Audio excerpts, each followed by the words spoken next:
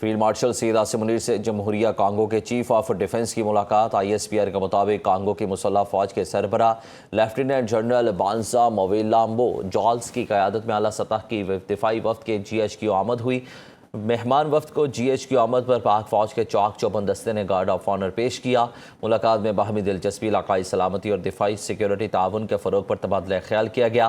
پاکستان اور جمہوریہ کانگو کے درمیان دفاعی اور سیکیورٹی تعاون کے فروغ کے لیے مفاہمتی یادداشت پر دستخط کیے گئے۔ دونوں ممالک کے درمیان دیرینہ دوستانہ تعلقات پر اطمینان کا اظہار کیا گیا۔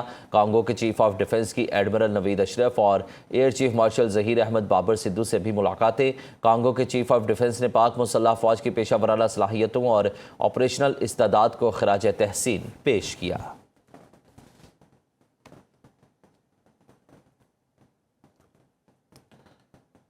شام کے وزیر خارجہ اسد حسن الشیبانی کا پاکستان کا سرکاری دورہ مکمل۔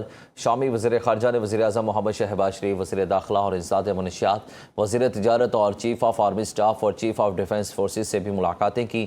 یہ دورہ پاک شام دیرینہ دوستانہ تعلقات کو مزید مضبوط بنانے میں اہم ثابت ہوا۔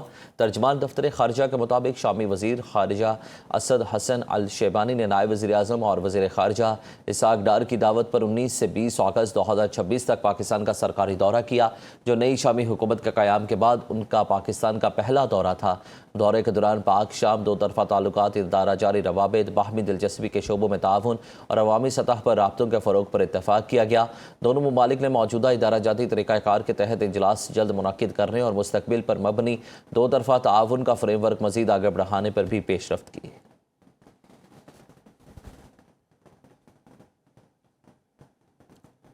وزیر اعظم شہباز شریف کی زیر صدارت گوگل ٹیم کے اعزاز میں استقبالیہ۔